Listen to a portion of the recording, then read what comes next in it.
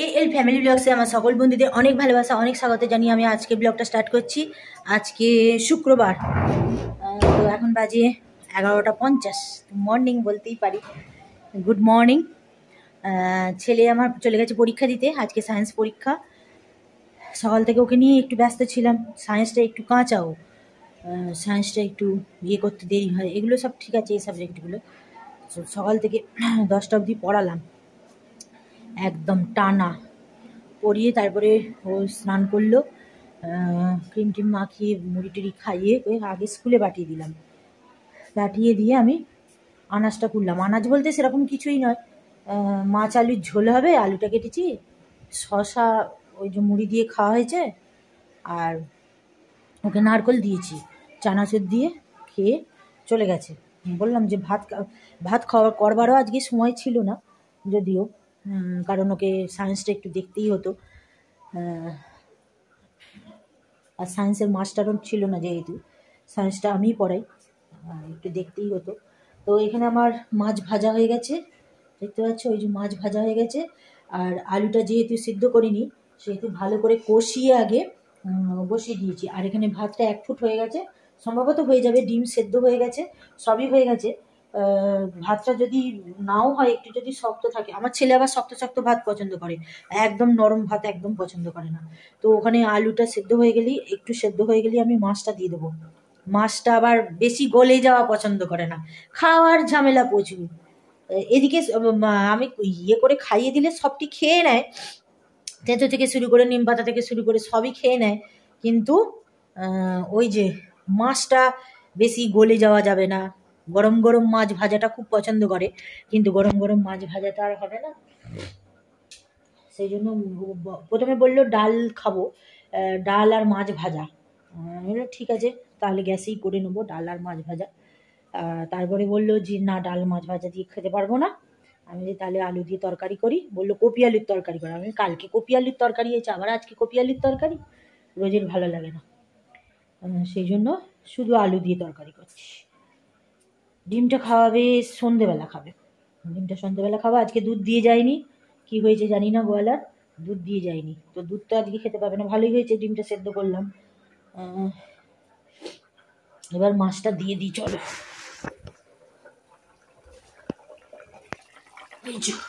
ফুটছে, দেখতে পাচ্ছ কিনা জানি না, ফুটছে। আর এই যে কাঁচা লঙ্কা ফ্লেভারের জন্য দিয়ে দিলাম, আর মাছটা দিয়ে দিলাম। মাছের মুড়ো খেতেও খুব পছন্দ করে। ঝোল রাখবো না, এই আলুটা সেদ্ধর জন্য ঝোলটা দিয়ে দিচ্ছি, থাক হোক, চাপা দিয়ে দিই। আর করছি বেগুন পোড়া। বেগুন পোড়াটা কাকিমা শাশুড়িকে দিয়েছি, আর ওখানে পেঁয়াজ আর লঙ্কা, ধনে পাতা রেখে দিয়েছি। ওটা একটু রেখে দেবো, হাজবেন্ড বলেছে রাত্রে রুটি দিয়ে খাবে। বেগুনটা বেশি বড় নয় আজকে, বেগুনটা ছোট, তো ছেলেকে একটু দেবো ভাত দিয়ে, ও বেগুন পোড়াও ভালোবাসে। আর রাতে দেবো। এই হচ্ছে আজকে মেনু। চলো তাহলে এরপরে যাব ছাতি জামা কাপড়গুলো একটু উল্টে দিয়ে আসবো, কারণ শুকোবে না, রোদের জোর তেমন নাই, শুকোবে না। উল্টে দিয়ে আসবো, উল্টে দিয়ে আবার ওপরের আসবাবপত্রগুলো মুছবো, ধুলোয় ভর্তি, তো সেগুলো তো না মুছে আর বক্স সিস্টেম খাটের ভেতরে ঢোকানো যাবে না, সেই জন্য মুছবো। মুছে তারপরে ছেলে চলে আসবে, আশা করছি তখন 1:30 বেজে যাবে, 1:30টার সময় আসবে। ছেলে এসে যাওয়ার পরে ওকে খাইয়ে দাইয়ে গিয়ে ওইগুলো বক্স সিস্টেম খাটের ভেতর ছেলেকে ঢুকিয়ে দেবো। ও তো ঢুকে যাবে, আমি তো ঢুকতে পারবো না। ওকে ঢুকিয়ে দিয়ে আমি ধরিয়ে দেবো, ও গুছিয়ে রেখে দেবে, এই হচ্ছে ব্যাপার। ঠিক আছে, চলো সঙ্গে থাকো, দেখতে থাকো, সবটাই তোমাদের সাথে শেয়ার করবো। চলো সঙ্গে থাকো, ওকে।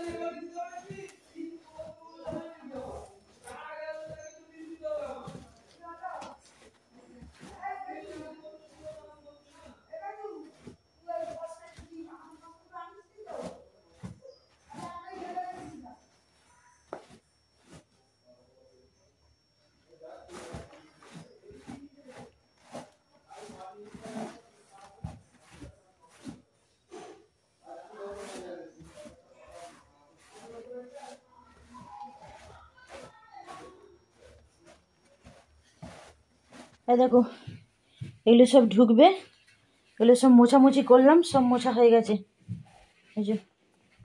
আর ছেলে আমার স্কুল থেকে এসেই ঢুকে পড়েছে দেখো মুছতে, নিচেটা মুছবে, মোছা হয়ে গেলে ওই জামা প্যান্ট পরেই মুছে নিচ্ছে, মোছা হয়ে গেলে এগুলো সব ঢুকিয়ে দেবো।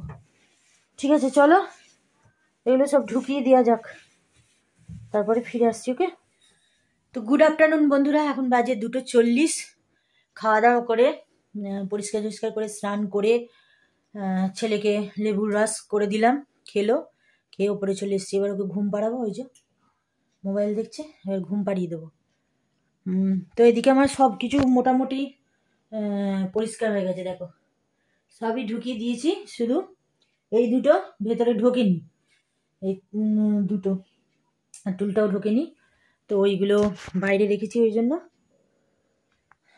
বাদ বাকি সব ঢুকিয়ে দিয়েছি আপাতত।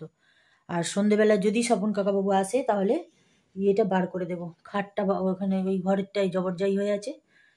বারান্দা মোটামুটি পরিষ্কার হয়ে গেছে, শুধু তোষকটা আছে, তোষক নয় গদিটা আছে, পুরনো গদিটা, আর ইয়ে কেনটা আছে, আর গিজারটা আছে, বাকি সব পরিষ্কার হয়ে গেছে। আর খাটটা ওই ঘরে আছে, ওই ঘর থেকে বার করে দিতে হবে, ব্যাস তাহলেই হয়ে যাবে।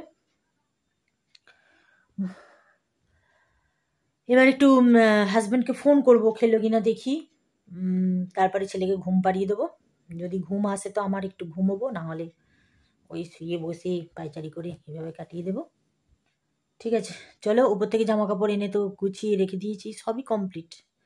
আর বেগুন পোড়া কাকিমা শাশুড়ি দিয়ে গিয়েছিল, সেটা মেখে অল্প অল্প করে আমি আর ছেলে খেলাম। আমি আজকে দুটো ভাত খেয়েছি, ওই মাছের তরকারি করেছিলাম আলু দিয়ে, ভাত খেতে ইচ্ছা গেল তাই অল্প করে দুটো ভাত খেয়েছি। আর বেগুন পোড়া রেখে দিয়েছি রাত্রের জন্য, ওই বেগুন পোড়া মিষ্টি আছে, আর রুটি নিয়ে আসবে, তাহলেই হয়ে যাবে। ওকে চলো তাহলে ওকে ঘুম পাড়িয়ে দিই, অনেক দেরি হয়ে যাচ্ছে, 3টে বেজে গেল প্রায়, ওকে ঘুম পাড়িয়ে দিই। চলো, গুড ইভিনিং বন্ধুরা, এখন বাজে 8:05। তো আমার ছেলে এই ঘুম থেকে উঠছে, দেখো দেখো তোমরা দেখো, সেই 3টের সময় ঘুমিয়েছে, এই ঘুম থেকে উঠছে, আর দেখো খ্যাপা আমার এই ঘুম থেকে উঠছে, উঠেই মামাম, আমি পাশের ঘরে ছিলাম, জামা কাপড় এনে রেখেছি, এই হচ্ছে ব্যাপার। চলো বাবা, আমি অপেক্ষা করছি কখন ঘুম থেকে উঠবে আমার ছেলেটা, ছেলেটা আমার কখন ঘুম থেকে উঠবে। ডিমটা আছে, চলো খেয়ে নেবে, চলো জামা কাপড়গুলো পরো, জামা প্যান্টগুলো। তো আজকে তো আর বেশি বড় করছি না ব্লগটা, এখানেই শেষ করে দিচ্ছি। ওকে, আর তেমন কিছু দেখাবার নেই, কারণ ইয়ে ও তো বেগুন পোড়া আছে, মিষ্টি আছে, আর রুটি নিয়ে আসবে, মিষ্টিটা বার করা হয়নি, ছেলেও আমার ঘুমোচ্ছে, বারও করা হয়নি। ঠিক আছে, আজকে ব্লগটা এখানেই শেষ করে দিচ্ছি, আবার একটা নতুন ব্লগ নিয়ে আগামীকাল ঠিক সকাল 10টায় তোমাদের কাছে হাজির হয়ে যাবো। তোমরা অবশ্যই দেখো, ফুল ওয়াচ করো, আর যদি ভালো লেগে থাকে তাহলে সাবস্ক্রাইব করে আমার চ্যানেলের সাথে থেকো, আর বেল আইকনটা অল করে দিও, যাতে আমি ভিডিও ছাড়ার সাথে সাথে সেই ভিডিও ফুল ওয়াচ করতে পারো। ওকে, তাহলে গুড নাইট, গুড বাই।